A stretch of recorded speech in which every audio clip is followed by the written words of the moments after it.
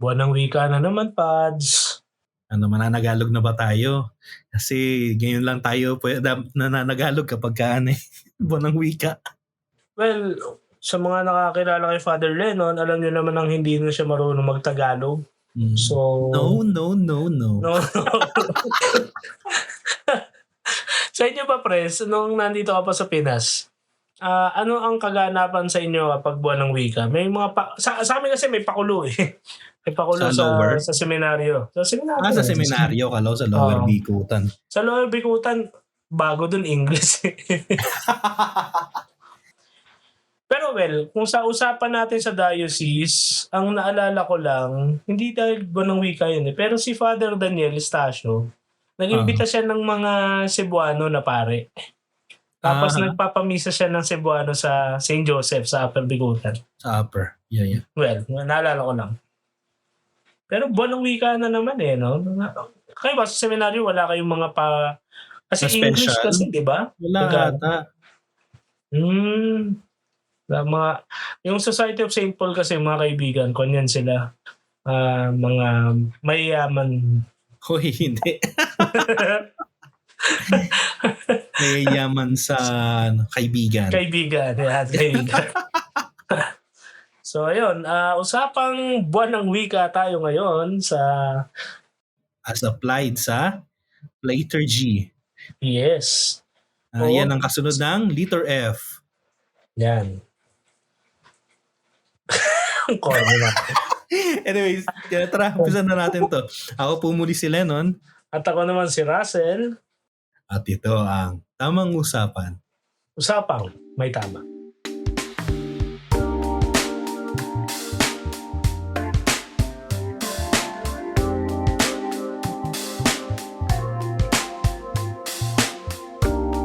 Yung. Tel, this episode, buwan ng wika, well, at least habol pa tayo, pag-usapan naman natin din, no, yung wikang Pilipino as applied, no, sa liturgy, sa liturhya sa Pilipinas, no? And bakit nga ba mahalaga na isine-celebrate natin? Wow, 'di ba? Halata mong konyo na yung isine-celebrate, hindi hindi pinagbubunyi ang misteryo ng pananampalataya. Totoo, no? Well, una sa lahat, siguro, without Cassius person, kasalanan to ng Komisyon sa Wikang Pilipino. Baka merong nakikinig ditong taga KWF, baka gusto ninyo mag-guest. I-contest nyo si Russell. Pagtanggol nyo yung mga sarili nyo dito. Gamitin natin itong plataformang ito para pagyamanin, taray. Parang tema ng buwan ng wika. Wikang Pilipino, pagyamanin natin. Mga ganun lagi ito yung Agosto. Pero yes, napaka-interesting topic kasi kung papansinin mo pare, tayo kasi yung background namin ni Father Lennon, heavily Tagalog speaking yung parokya na kinamulatan namin. So, mas familiar kami sa liturhy at mga sakramento na pinagdiriwang sa wikang Tagalog. And parang dati ay 3 lang ata o 4 ang misa sa Sunday Mass na English. Oo, 2 sa umaga, 2 sa gabi. 2 sa gabi, oo. Tapos the rest, ilan ba misa? 10? Tagalog talaga. Tapos kailangan pa nga yung mga major na pagdiriwang din, Tagalog din. Pasko ng Pagkabuhay. Kaya dati, hindi tayo nalilito dati sa liturgical seasons kasi abisado natin yung English dahil tinuturo. Ang application naman sa Tagalog. Pero yun nga, yun ang gusto kong mapag-usapan natin kasi sa atin kasi parang yun nga natural ang datingan. Pero sa mga hindi laging pamilyar, medyo kakaiba kasi yung dating kasi kami nila noon, Michael, Francis, ni Luke, parang automatic lang isang click lang Sinabi mong Lent, ano yun, 40 araw na paghahanda. Ganun kahaba yung title kasi. Kahaba kasi. Biyernes sa unang linggo sa 40 araw na paghahanda para sa Pasko ng muling paggabuhay. Pero kung normal na tayo, ano to? Di ba? Parang mga typical, normal na maninimba. Di ba? Kaya yan, Pasko ng pagkabuhay. Ano pa ba, karaniwang panahon, medyo yan, okay pa eh. Pero yan, halimbawa, Adbyento. Wala naman Adbyento sa formal na Tagalog. Pagdating, ikalawang linggo sa panahon ng pagdating. Diba? Parang kaya nga, yung application, di ba pare? Ako, personally, I'm fascinated kasi siguro, yun din kasi yung purpose nung wisdom din siguro nung mga Filipino church fathers natin. Kasi may mga language, hindi lang gamit, hindi lang panahon, pati yung wika, sinet apart nila para sa something na banal. No? Kasi yun nga yung issue sa English, may ganun din. Kaya nga Advent hindi naman ginamit na first Sunday of coming. Di ba? Pangit pakinggan, di ba? Pangit, oo. Parang nasa na tayo? Coming na tayo. Diba? Parang swangit Di ba? So, parang may ganun ding notion na parang sineset apart mo. Kasi tulad yan, then, 4 na pong araw na paghahanda. Kasi sa Espanyol, dali lang, Kwaresma. Ayun nga Pero bakit sa Tagalog lang, ang pansin ko pare, sa Tagalog lang ito nag-work. Kasi Cebuano, Hiligaynon, Bicol, mga naobserbahan kong languages din ng Pilipinas, which is also Filipino by the way, para sa mga kababayan natin nakikinig. So walang inferior na language dito. Commonly spoken ng Tagalog, yes, pero Filipino pa rin yan. Pero doon, Kwaresma rin Kaya nga dito nagkakatalo, baka naman totoo yung sinasabi nung bata-bata pa tayo, nung estudyante tayo. Hindi kaya ang problema natin ay yung catechesis nilalagay natin sa text na dapat trabaho ng catechesis o trabaho yun ng pagtuturo, nilalagay natin sa liturgy, sa liturgical text. Ngayon, nakokompromiso natin yung liturhiya. Kaya ngayon, parang every Sunday na lang tayo nagpapaliwanag. Instead na lagi tayong papunta sana sa palalim, parang hanggang sa dulo ng buhay natin, masabi natin lumalim tayo. Hindi. Every year, every season, lagi tayo nasa introductory. Ngayong panahon, ganito kasi yan. Kasi hindi na i-internalize. Kasi lagi tayo nagpapaliwanag. Pero, ayun, minsan iniisip na iba minsan naman yan. No? Kahit anong wika, pare-pares lang naman daw ang Diyos. Well, totoo naman yun. Di ba? Pero, ibig ba sabihin, walang epekto talaga pare kung wika o dapat Latin lang ba talaga o dapat ba Tagalog na slang na parang tulad ng sabi si mo. Doc Luke. Oo nga, dapat nandito si Doc Luke Kasi halimbawa, tulad yan, pag ikaw ba nagmisa ng Tagalog at medyo slang ka na, dapat ba sabihin mo mga kapatid, i-celebrate natin ang mystery ng ating pananampalataya. Pwede ba yan, pre? Ikaw, ano masasabi mo dyan, pre? Well, ang language kasi, ang wika ay hindi lang hindi lang yung salita Kasama nun, kaakibat nun yung kultura, yung pananaw, yung hindi ko alam kung paano yun sa Tagalog, yung cosmovision na tinatawag, no? Yung konsyensya ng isang bayan, no? Yung puso, kumbaga, ng isang bayan.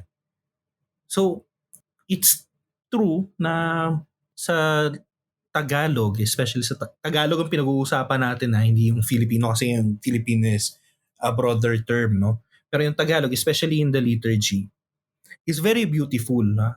Kaya kahit ako, admittedly, sa tagal ko sa seminary, ito, alam to ni Russell na sa seminary kasi ang tendency is magdasal kayo, magmisa kayo in English. Kami noon sa seminaryo, ang tanging Tagalog lang namin ay yung Sunday Mass. Kaya naalala ko noon, dati, kasi rin naman sa parokya, kinakanta natin lagi kahit daily Mass, di ba? So, kakanta ka sa offertory, ganyan. Pero natoka ako noon na ako lang ang nasa seminaryo, Sunday Mass, Tagalog, walang choir. Hindi ko kabisado yung sagot dun sa sa offertory. Yung kapuri-puri ka, o Diyos, may likha ng lahat, hindi ko na matandaan. So, inimbento ko kasi hindi ko matandaan kung ano yung ire-replay ko no? So, I mean, nung mga bata tayo, halos bisado natin nga yung Eucharistic prayer sa Tagalog. Especially yung 2. Kasi tamad mga pari sa Pilipinas. 2 lang lagi ang binabasa, ang dinadasal. Pero pagdating mo sa seminaryo, at isa experience ko, nasanay na ng English, ganyan. So, medyo nakakaano na nga rin, nakakabulol. Ako, to be honest, kapag nagmimisa ako ng Tagalog, minsan nabubulol ako, no? Parang hindi kasi siya natural, no? I mean, maganda siya, basahin, pakinggan, pero kailangan mong practicein kasi parang hindi siya natural na conversational na Tagalog, no? Which is also good kasi nga nasa liturgy yan eh. So, it's in another context, no? It's in a sacred context. No? Pero, baka nga naman talaga, nauuna natin yung aesthetics, no? Before nung mismong message. For example, yan. Sabi ni Russell kanina, ang haba-haba nung 40 araw ng paghahanda sa no sé qué. Kwaresma. Naiintindihan ng mga tao yung Kwaresma. Galing yung sa Espanyol, oo. Pero naiintindihan niya ng mga tao. No? Nagkaroon kasi ng time. Hindi ko alam kung pati ba sa liturgy ay part yun. Pero nagkaroon ng time na parang masyadong nationalistic tayo. Binago natin lahat ng tawag dito na spelling. Tanda ko nung ginawa nilang K at B, yung Cavite. Tinanggal nila yung U sa Taguig. Kaya yung birth certificate natin, alam ko Taguig yun na GIG. Kasi masyadong nationalistic yung mga tao. Pero walang masama na mag-ampun ka galing sa ibang wika. Especially sa Espanyol na very common sa lahat ng Philippine languages, no? Na maunawaan ng Bisaya ang Kwaresma, ng Kapampangan, at ng Tagalog, no? Anyways, that's my rants. Pero ang sinasabi ko lang dito ngayon is that yung dun sa ni Russell kanina na ang isa lang naman ng Diyos. That is true. Pero yung ating pagsamba sa liturgy using our own language is very beautiful kasi nga mas mas na-express mo eh. No? Ako kapag nagdarasal ako personally, kahit na nandito na ako sa Espanya, kinakausap ko ng Diyos sa Tagalog. Well, Taglish minsan kasi mas comfortable ako doon.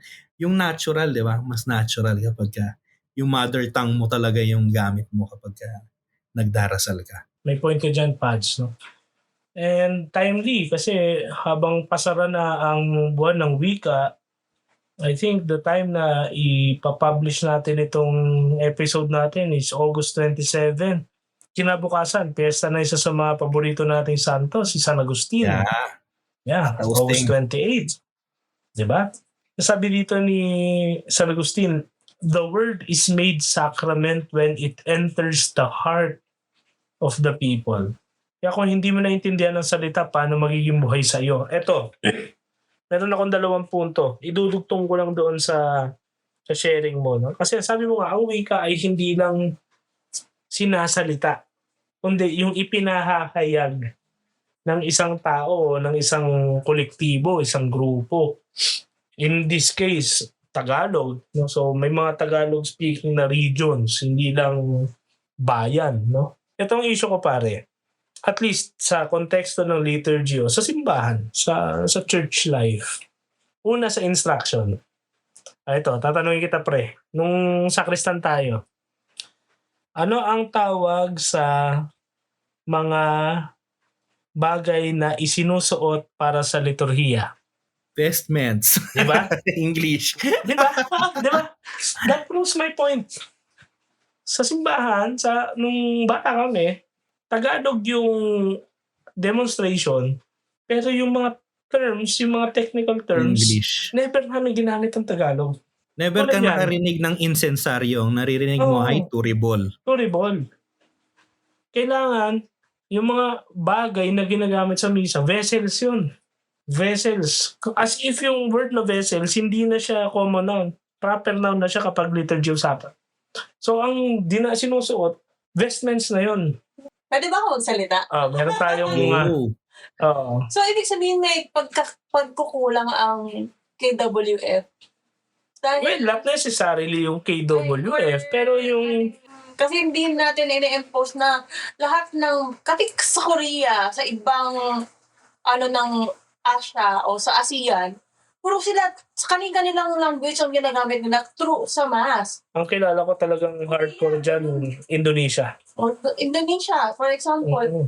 Pero parang tayo, yung mga specific, like, yung translation sa investment, wala.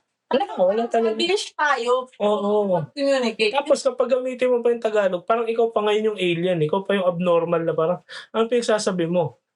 Di ba? Parang, kasi yung Siborium, okay, Siborium kasi medyo Latin yan, oo. Latinish Siborium. Pakuha nga ng Siborium. Siborium itong lalagyan ng paten. Kasi yan, medyo technical nga. Pero tulad yan, chalice. Kalis Diba? lang. Chalice lang yun. Pero kapag ginamit mo chalice, parang weirdo ka Parang kasi, well, pangit naman kasi yung Tagalog ng paten. Pinggan. Sa rubrics kasi, hawak-hawak ng pare, ang pinggang pinaglalagyan ng ostya. No? Parang, wow. Parang, So, may point si Anmer doon. Baka may kakulangan din yung ating yung ating alam ko may commission para sa Federation Para sa ng Tagalog Tagalog in the Speaking Dioceses. Pero yun nga yung point. Hindi lang sa liturgy, mismo as in the church sa life. lahat, mismo. pre, hindi nga lang sa simbahan In general sense din, para sa Hindi. akin Kaya nga, sige, go. Parang meron kasing myth na dapat English. Kasi kapag Tagalog yung mo, parang hindi class. No? Ito sabi niya, may mga ala-ala si Russell siya. Parang dapat English yung, kuwari, magkukuha tayo ng diploma. Kailan ang huling nakakita ka ng diploma na naka-Filipino? Alam ko mga Filipino taga-PUP. lang. Alam ko PUP. Tama ba? Ang PUP, alam ko Tagalog ang Tagalog. ang diploma. Yeah. Which is good, diba? Katibayan. I mean, Saka yung mga public schools na iba. mga Yung public iba. schools, oo. Pero yung iba ginagawa nilang bilingual, di ba? O kuwari kuha ka ng birth certificate o ng baptismal certificate. No, di ba? Naka-English, di ba? Kasi Kailangan parang English mas official daw Alam mo yung, So I think na nangyagaling yun yung pagiging Pilipino natin, parang mas prefer natin yung ibang, mas prefer yung, mas magandang pakinggan sa tenga natin yung English kaysa sa Tagalog. Well, papasok tayo dyan mamaya sa history. Pero, well, again, bago tayo pumunta doon, yun nga, una ay yung instruction. So, in education. Pangalawa, ito, na-touch ni Father Lennon Sinasabi ni Father Lennon, kanina, yung bago kayo magpunta dun sa quote ni Augustine, ang wika, sinasalamin niya, nire-reflect niya yung konsensya ng bayan. So, ang point ko dito, what if hindi natin napapansin? Baka meron na tayong disconnect na symbol lang siya, apparently superficial siya tingnan, pero malalim na yung problema na una, tinitingnan natin na parang nakaseparate parang iba yung language sa loob ng simbahan, iba yung language sa palengke. Pero bakit, what if hindi pala bakit? What if problema pala siya, hindi siya something good? Ano ibig ko sabihin? Kaya sabi dito, ni Father, konsensya siya ng bayan. Paano kung manhid na yung konsensya ng bayan? Kaya, yung wikang pangsimbahan o yung wikang pangsamba, hindi na siya wikang pambansa. Hindi na siya wikang pambayan. Kumbaga, para lang siya doon.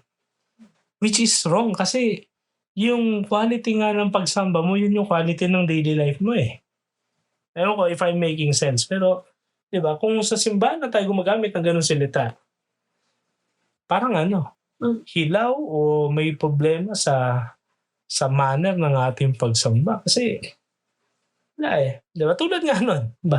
Chalice. Yun nga yung isang argument na hindi kasi it is set apart para hindi na bababoy.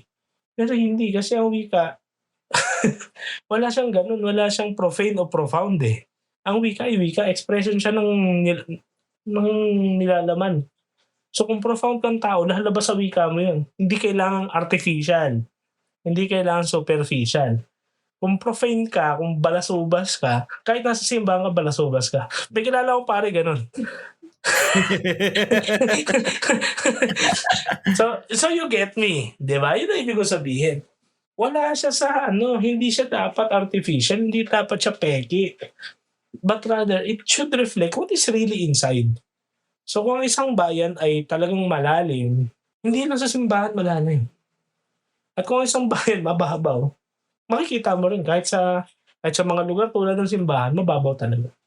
Best example, Senado. I mean, tignan mo kung ano na ang quality ngayon ng argument sa Senado. Puro na katangahan. I mean, sorry. Hindi, Kabab- bunang wika kailangan talaga Tagalog na Tagalog yung usapan. Puro na kababawan. Bakit? Either iisipin nila na pinipersonal o pinopolitika sila or ad hominem. Mga atake lang sila ng kahinaan o nakaraan o walang argument na galing sa pag-iisip na malalim. But rather, kontra ka sa akin, sige, atakihin kita personally. Pagbabantaan kita. Pagbabantaan kitang imbestigahan, pagbabantaan ko yung buhay mo, pagbabantaan ko yung career mo. Then tapos na, usapan doon. Tapos balik na ulit sa pagpapayaman ng mga troll farms. So, 'di ba? Yung ganong klase ng quality. Anyway, bakit nga ba tayo napunta doon? Kasi yun nga, itong pinag-uusapan natin ay yung kahalagahan na yung wika, para sa akin, ang argument ko, ang liturgy ay bagay na dahil nga ino-offer siya sa Diyos, dapat siya ay genuine. Kasi kung hindi man tayo mag-offer ng genuine sa Diyos, wag na tayo mag-offer. Kasi hindi naman sinabi ni Jesus sa Kaya ito gusto ko to sa mga arguments ni medyo magdadigress ako konti. Pero ito yung isa sa mga gusto ko sa mga arguments sa shinare ni Bishop Robert Barron. Sabi niya, ang dami sinabi ni Jesus na mga dapat natin gawin. Pero ang hindi lang natin talaga na break ay yung pagmisa. Mhm. Kasi sabi niya, ang dami niyang batas Gawin niyo to, ang tumingin sa ganito ay nagkasala, o tumawag sa kapatid niya na ganito, kasalanan yan, ganito, ganyan. May isa pa siyang inutos, di ba?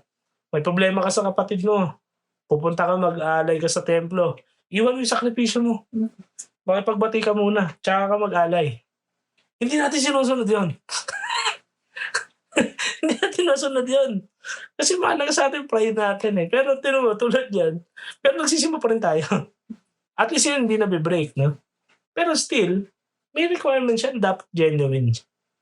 So, kung hindi genuine, ano pang purpose, ba? Ano pang point?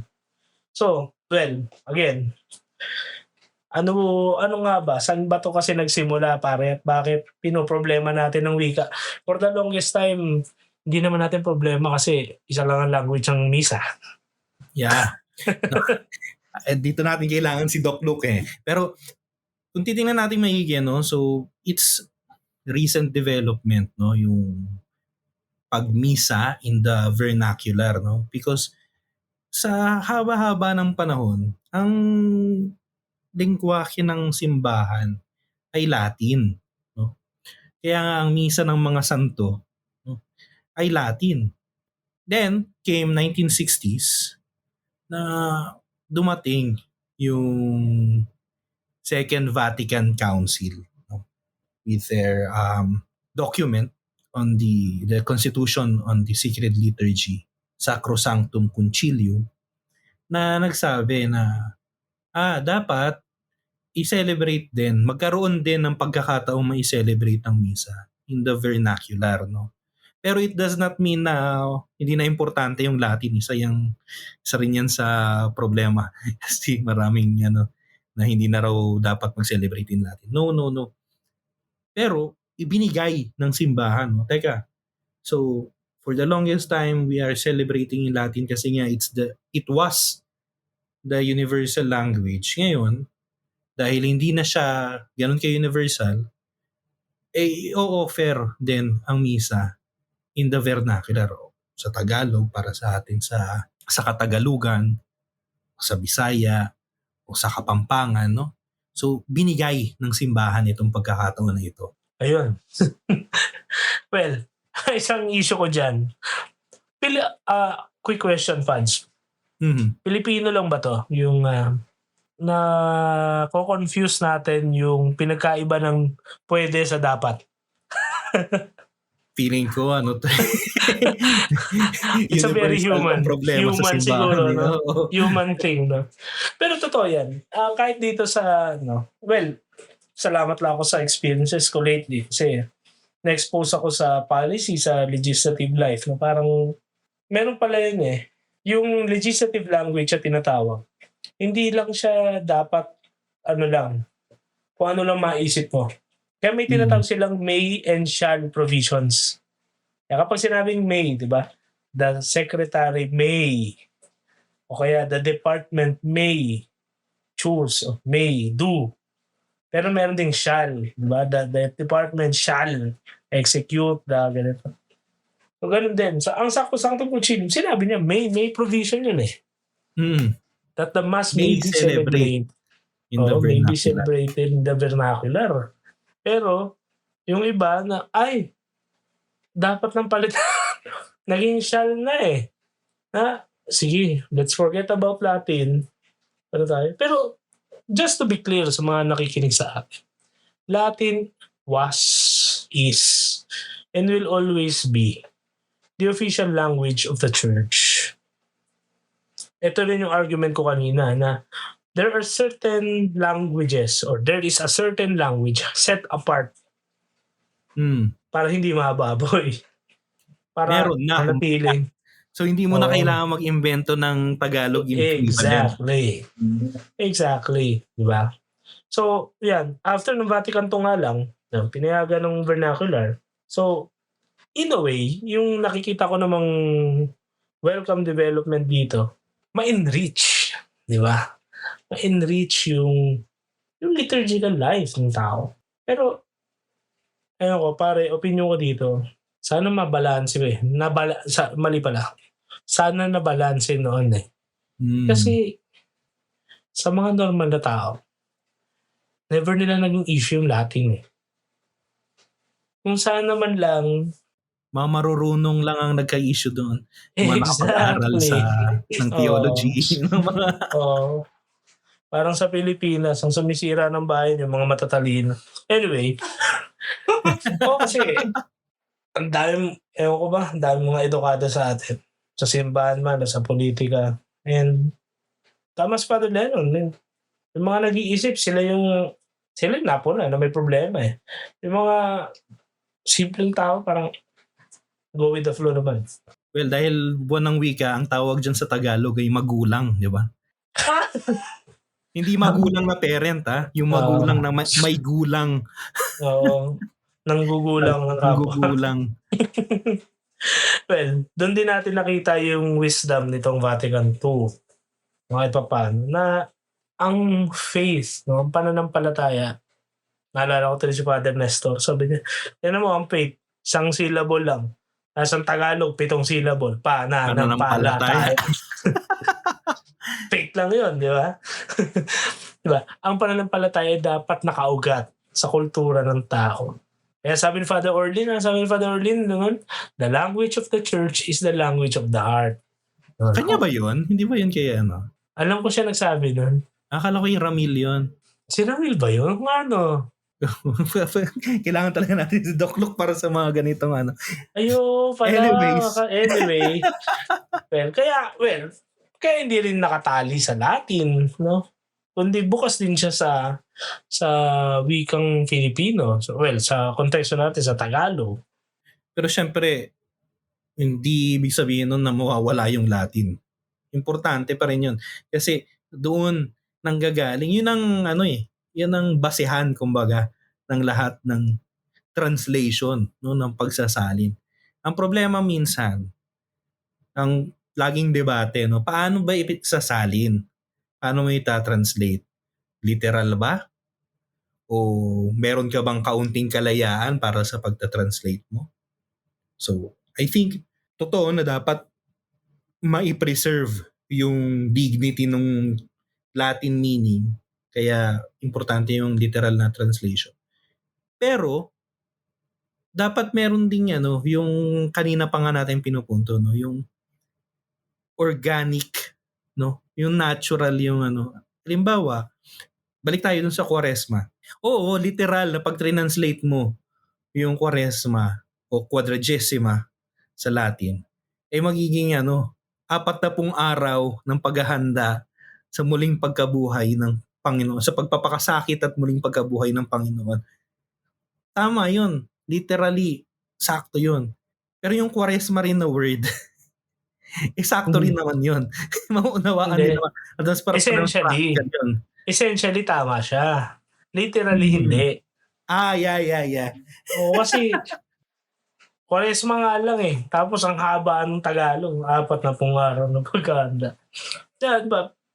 Yung Pero pangalan ng misal, halimbawa sa Tagalog, Aklat ng Pagmimisa sa Roma. Dati di ba Batayang aklat ng kung ano-ano hindi. man. Eucharistic Prayer 1 yan. Roman Canon. Pamantayang Pamantayang panalangin ng Roma. Parang ng gano'n. Roma. Oo. Naunawa Dami naman mo ng nang mga tao sinabi. yung misal, Romano. Tapos, Canon. O kasi Canon of the Mass eh. Roman Canon pala. Canon, Romano. Canon. Oo, di ba? Pero mayroong Tagalog yung kay Abril yata yun eh. Ang Canon ng Misa. O, di ba? Simple. Kasi Diba? Tapos, iwan mo na sa trabaho ng katekesis yung ano nga ba ang ang meaning ng canon? canon. O, di ba? Diba?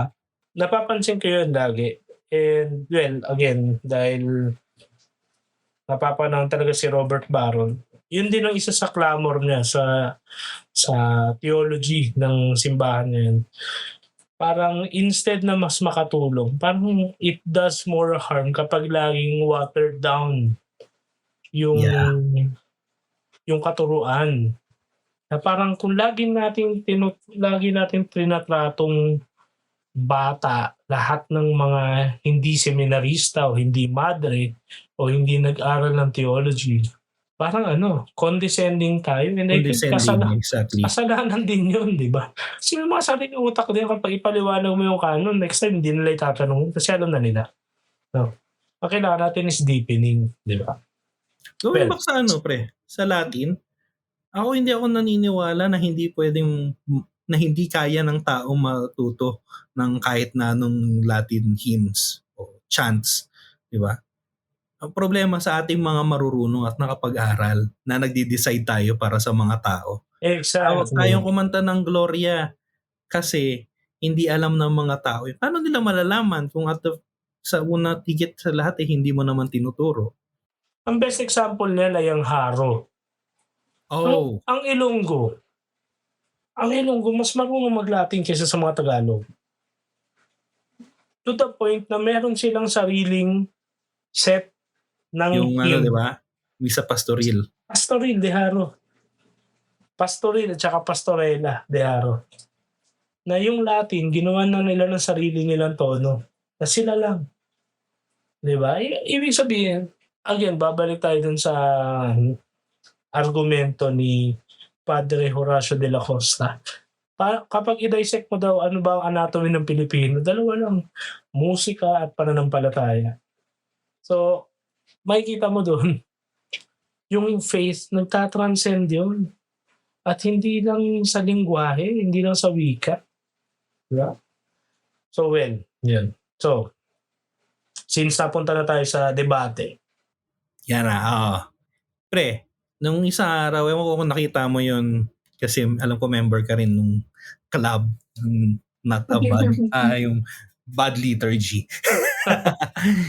Mayroon doon nag-share ng isang article, I think Manila Bulletin, kung ano mang dyaryo yun. Ang main argument nung writer ay dapat daw ang mga misa sa Kamaynilaan ay Filipino languages at hindi English, no? Dahil nga naglipa na ang mga English masses, no? So, yan ang pag-usapan natin yun, pre. Bakit nga ba well, sasagutin ko rin kasi pari ako. Pero bakit nga ba mas komportable ang karamihan sa mga pari magmisa ng English o Hindi lang mga pari, mga tao rin. Alala ko yung pamangkin ko kasi ngayon nasa Cavite na sila nakatira eh. Pagka nagsisimba raw sila sa tansa, Tagalog daw talaga yung misa. Hindi daw niya naiintindihan yung misa. So yun ang usapan natin. No? So saan ito nanggagaling itong parang pangangailangan na magsimba ng English as compared sa misa sa Tagalog? Well, sa pasimula, hindi talaga natin matatanggal o colonial mentality natin. Wala talaga. Nandyan talaga yan. Ano pa? Instruction. Seminaryo, especially kung nasa Pilipinas ka, ang instruction, lahat ng instruction, simula sa college, English. Wala akong, isa lang. Isang beses lang ako pare, nag-submit ng essay na Tagalog. Isa lang sa buong collegiate life ko na hindi Filipino. So, siyempre naman, na hindi Filipino yung subject. Psikolohiyang Pilipino lang. Oh. Tapos, sa psikolohiyang Pilipino, English yung instruction namin. Medium. Isang beses lang talaga ako nag-submit ng output na Filipino. So, ibig sabihin, napakalaking epekto ng English as instruction. Kasi nga, may tendency na, well, mga taga-DepEd, si Doc Luke, yan, DepEd na si Doc Luke binabati na si Doc Luke. DepEd ba? Akala ko DPWH contractor si Doc Luke. Kaya nga Akala ko yuyaman na tayo. Akala ko rin. Meron dating hindi dahil Tagalog pero yung notion na kapag mother tongue yung ginamit mo, bobo ka. Ewan ko sa St. Upper ba ganon? Basta may naalala ko nun na bawal ka mag-submit ng essay, well, at least sa generation natin. Kasi dati may formal team bawal mag-Tagalog kung hindi naman Filipino. Hindi Filipino, bawal ang Tagalog. Lahat ng output mo English sa essays mo English. Kasi nga kapag nag-Tagalog ka, parang inferior. Di ba baka, pwede magtanong ko, di ba baka katulad sa math, hindi siya preferably Tagalog because hindi kaya i-explain yung mga sa math. Babalik tayo dun sa problem pa rin kasi hindi nga talaga tayo sinanay mag-Tagalog kasi kapag Tagalog wikang Filipino, kung Bisaya, kung Ilocano, kung parang hindi ka edukado kapag hindi ka marunong mag-English. Tapos hanggang na-ingrain na yon sa atin na kailangan ang batayan ng pagiging edukado ay mahusay, sumulat at magsalita sa Ingles. Kaya, best example, ako, nung mula magkaroon ako ng cellphone, hindi ko pinili yung Tagalog na language dun sa Haba kasi. sa cellphone ko. So, lahat ng send. Kahit nung keypad pa. Di ba? Kasi nung nainganyo ako ni Leno noong 2019, 2020, ginawa ko Espanyol yung menu ng cellphone ko. Idioma. Yung mga compartir, di ba? Enviar, di ba? Parang gano'n. So, pero never Tagalog kasi Tagalog is just so plain and staple and pang mababang klase. Which ako personally, kami Lennon, kontra kami kasi mas fluent ka mag-Tagalog noon. Kasi nga, nasanay kami sa leksyonaryo at saka sa sakramentaryong Tagalog. So, kahit yung typical na Tagalog, hindi, may alam pa kami Tagalog na hindi yung typical na Tagalog. Hindi kolokyan na Tagalog. Formal na Tagalog. So, yun. Sa tingin ko, una talaga, practicality. Lahat na nasa paligid natin English. Walang palikuran. CR yan.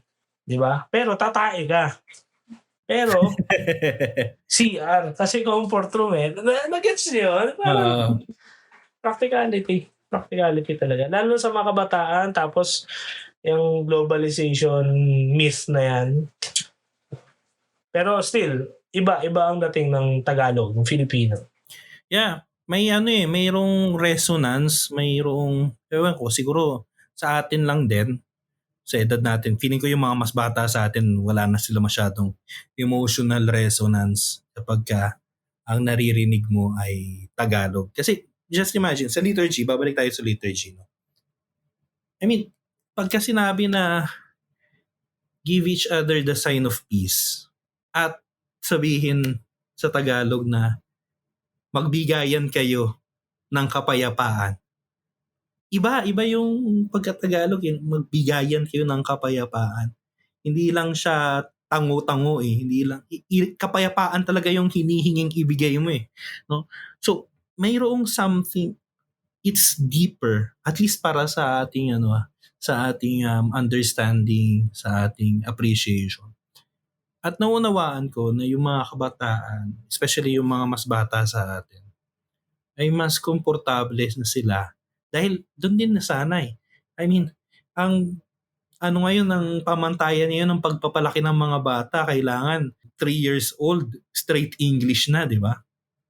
Ang nalilimutan ng mga magulang minsan, ganung edad, dun ka dapat magturo ng maraming languages eh. The better, the more the better actually. Na hindi lang Tagalog at English, kung turuan mo pa ng Hiligay nun yan, turuan mo pa ng Espanyol yan, maging multilingual yung bata, mas makakatulong yun sa cerebral growth niya, no? But I digress, no?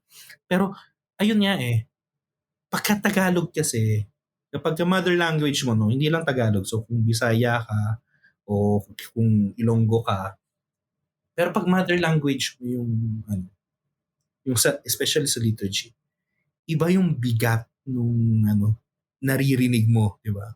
Sa personal kong experience, yan ang dahilan kung bakit hindi yun unang misa, yun ay pang ilang misa na yun, pero at least yung Thanksgiving Mass ko sa parokya, pinili ko na ang misa ay Tagalog. Kasi mas ramdam ko yung, nahihirapan ako kasi nakakabulol siya. Totoo yun. Ako sa experience ko. At maraming sa hindi. Sa marami rin kaparian. Especially yung mga na-train sa mga seminaries mga religious seminaries especially. Kasi I think yung mga diocesan, especially yung mga diocesan sa Katagalugan, Bulacan, sa Cavite, yung mga yan ay talagang trained sa Tagalog. Pero kaming mga na-train sa mga religious communities ay talagang English, no? So, mahirap ng managalog, no? Nakakabulol minsan.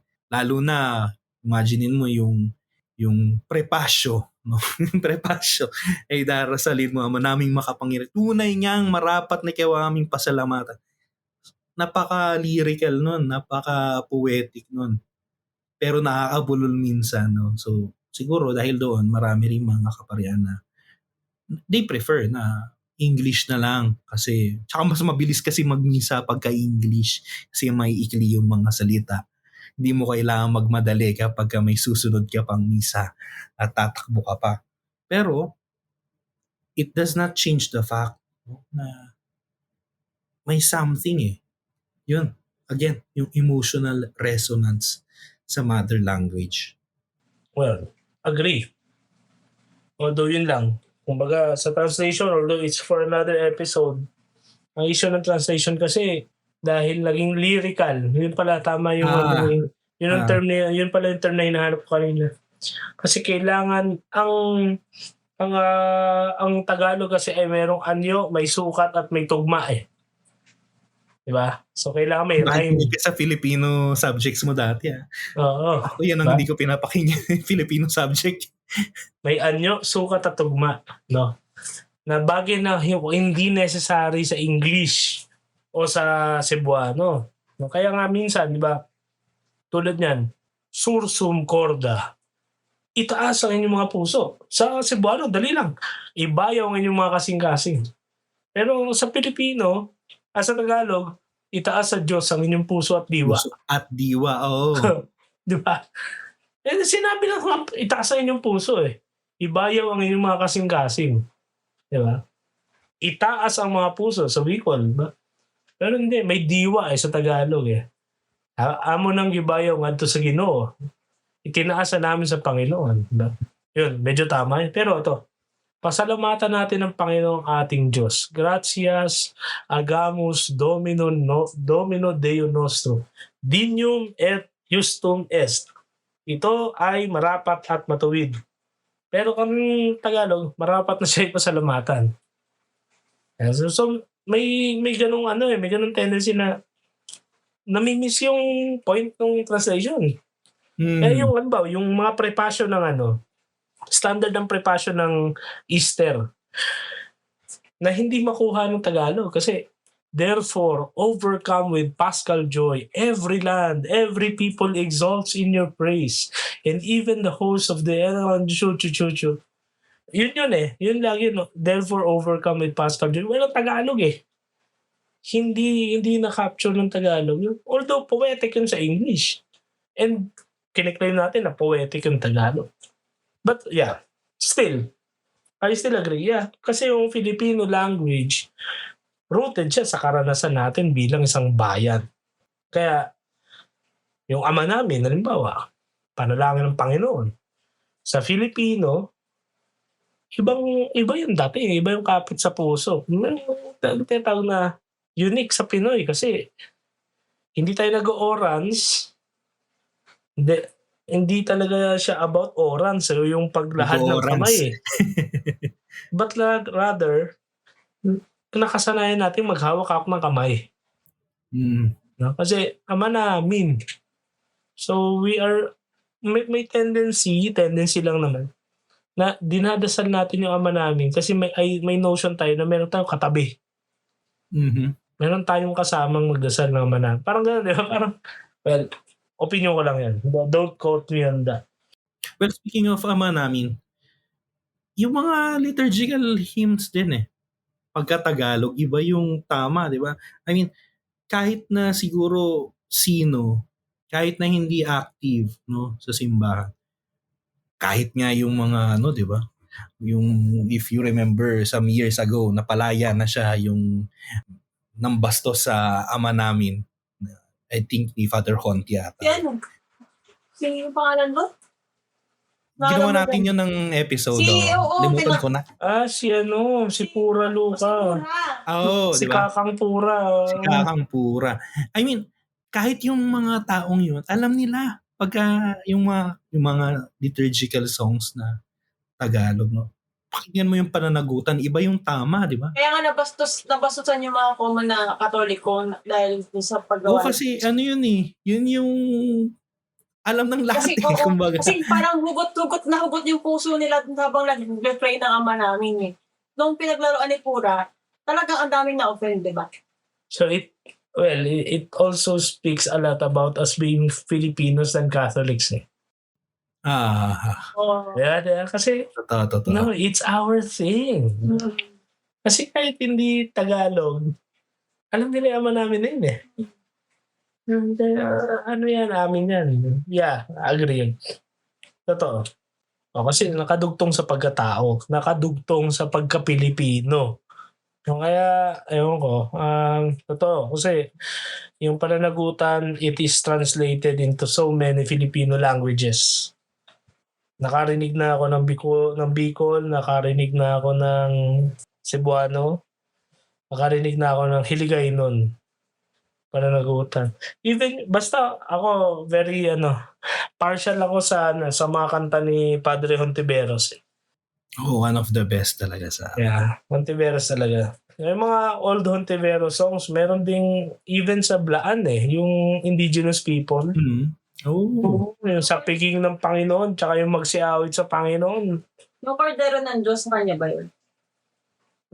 Isang malalim din na malakas humugot ng emosyon sa ilalim.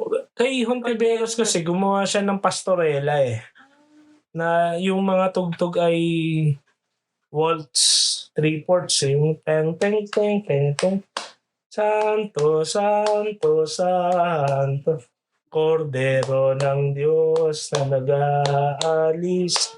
Kasi nga yun, parang titinikling yung mga...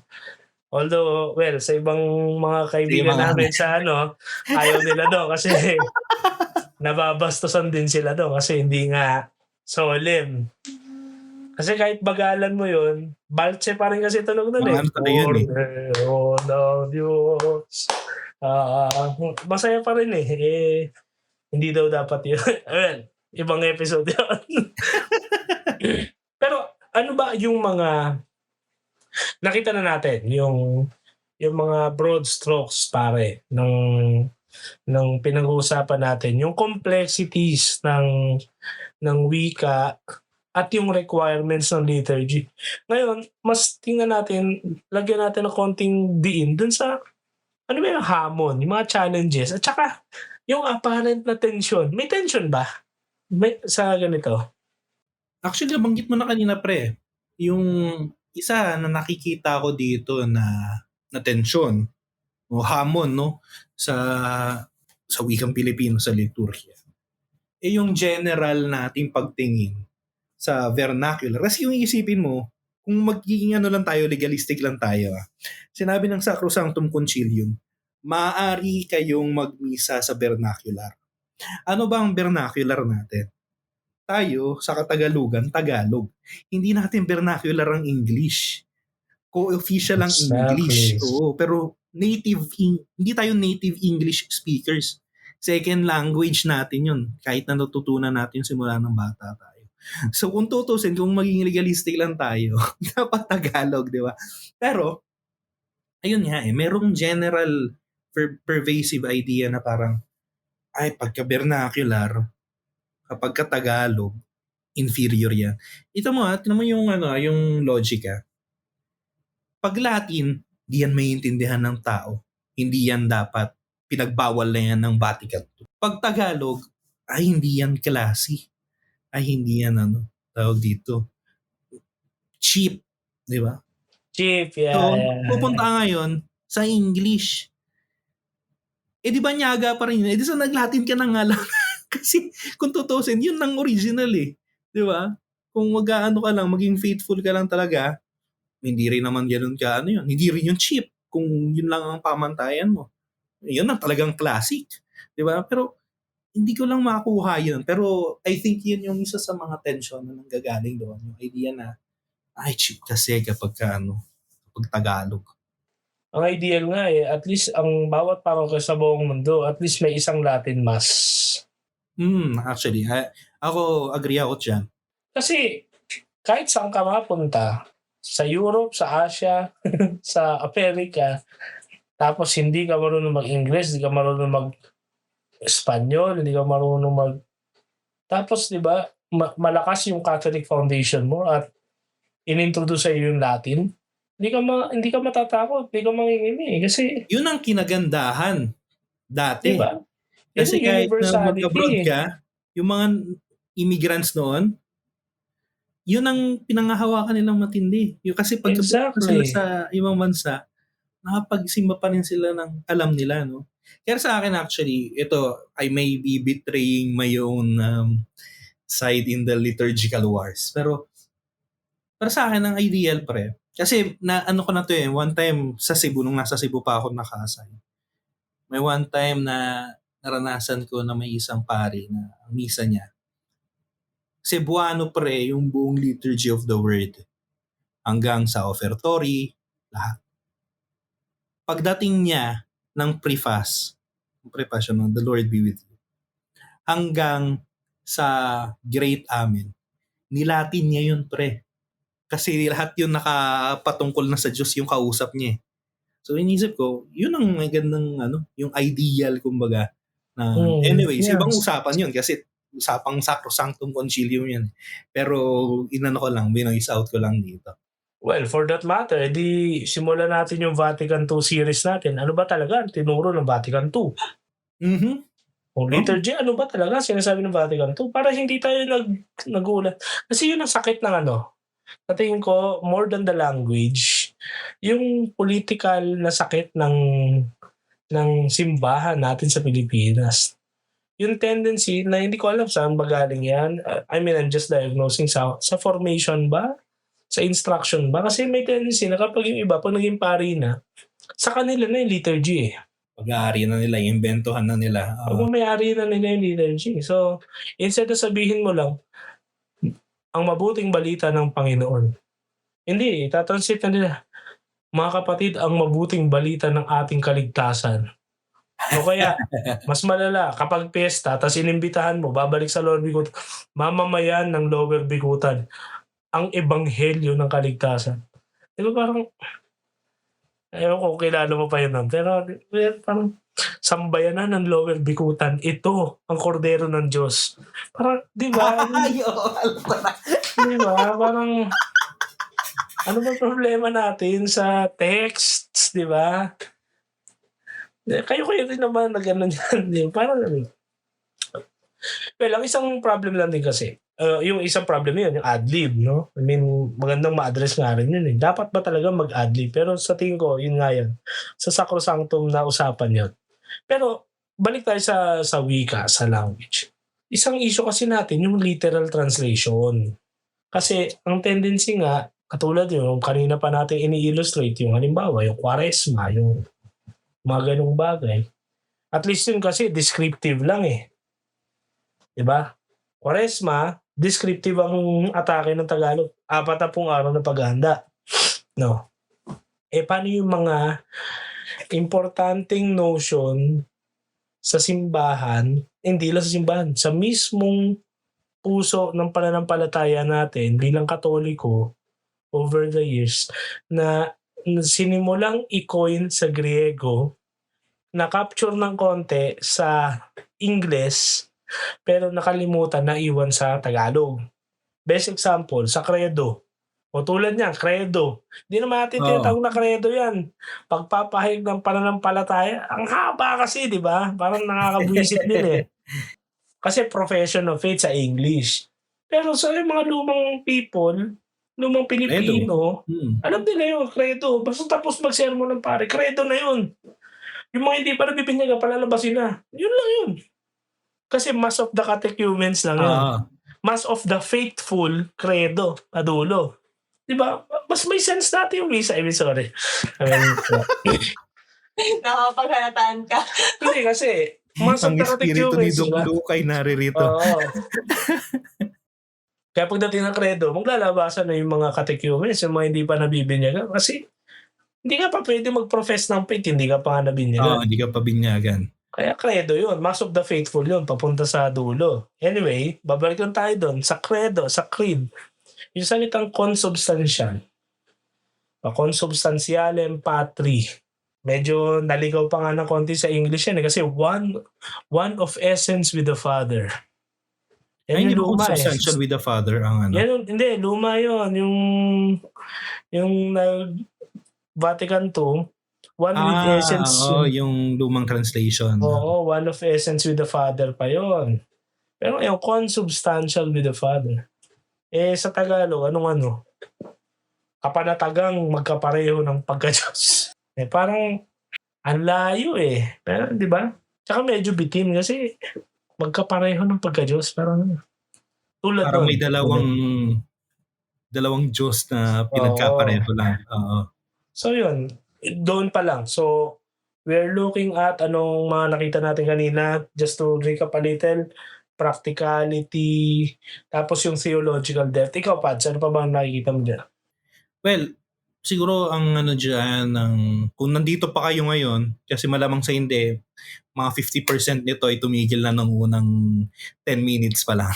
Pero kung nandito pa kayo ngayon, siguro ang tanong ninyo, bakit natin pinag-uusapan? Why is it important? No? Ano lang ba to? Token episode lang ba to para sa buwan ng wika? No? Bakit importante na pag-usapan natin itong pamumuhay natin, no, ng ating language, especially yung ating vernacular sa liturgy. Bakit nga ba? Well, ang tingin ko dyan, first and foremost, kasi the liturgy is central to the Christian life. So, ganun din, yung nabanggit ni Russell kanina, kung paano sineselebrate yung liturgy, nagre-reflect yun sa pamumuhay mo. Ang problema sa ating mga Pilipino may observation lang naman, no?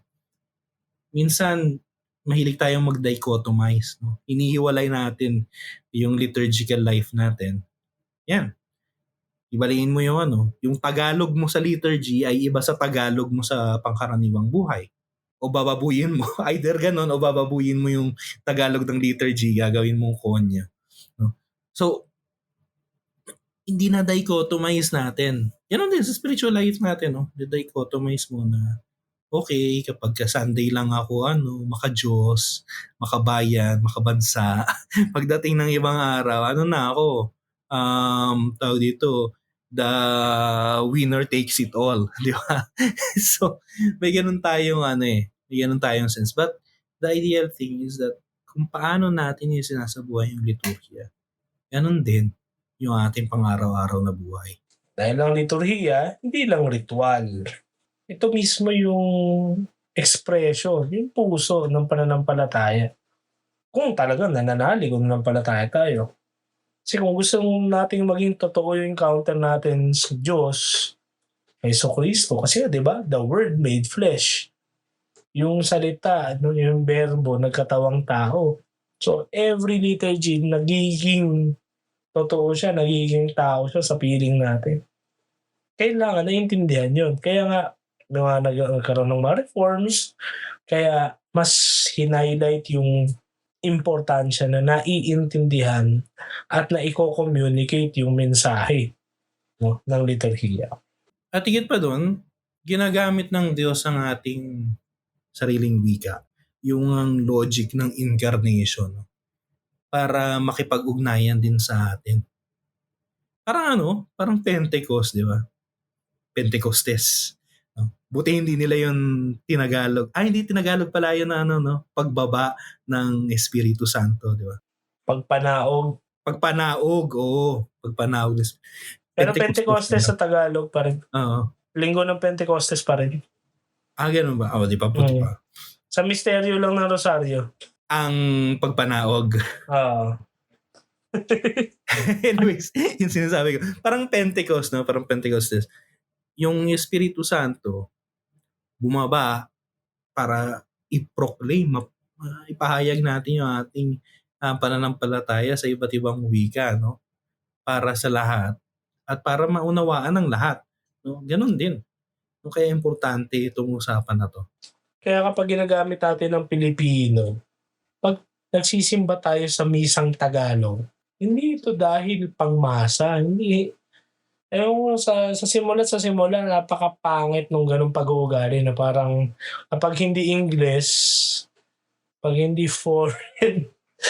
foreign, ang babagad ng tingin natin. Sa tingin ko, sakit yun sa pagka-Pilipino natin.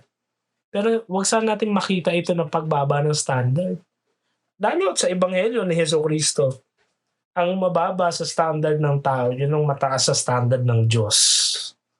So, kung medyo baliktad pa rin ang pananaw natin, siguro mag-review tayo. Kung ano ba yung pamantayan na ginagamit natin. Kasi, the more tayong bumababa, in a sense, sa standard ng mundo, doon naman tayo umaangat sa ating kultura na sumasabay sa buhay ng Diyos. I mean, nagiging simbolo tayo sa kultura natin.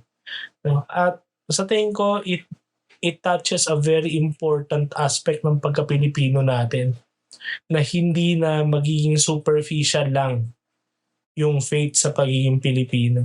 I mean, wala akong issue sa ating kolektibong pagpapahayag ng pananampalataya. Pero kung tuwing mahal na araw o simbang gabi lang tayo Katoliko, may issue, may problema tayo eh. So, kasi ganon. Kasi doon lang din natin marinig yung ating wika. So, kung hindi talaga pumapasok si Jesucristo sa palengke, sa tingin ko hindi pa tayo nagmamature bilang Katoliko na Pilipino.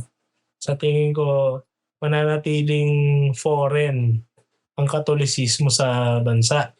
At tayo ay nakikibahagi pa rin sa kolonyal na mentalidad. Para akong nagiging tibak. Parang tibak yung ko. Pero baka yun din ang isa pang dahilan kung bakit kung bakit para sa iba weird magmisa ng Tagalog. Kasi parang tunog komunista, kolektibong pananampalataya.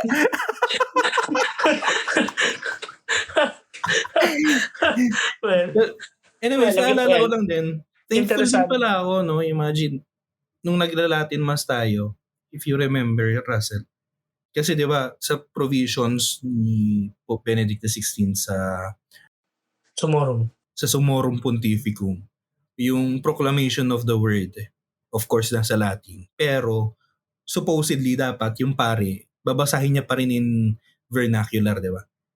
Thankful ako pala, ngayon ko lang din na-realize, no, yung wisdom ni Father Mark says, no, ang pinili niyang vernacular ay Tagalog. Hindi niya in English yung ano. Kasi kung tutuusin mo, mas madali sa kanya yun. Kung in English niya yun. Kasi mas mabilis yung matatapos yun eh. Kasi siya magbabasa lahat nun, di ba? Simula ng first reading. Yes. So, kung in English niya yun, mas mabilis niya matatapos yun. Epistle yun. Walang first reading Oo. sa... Ay, Epistle. Sorry po.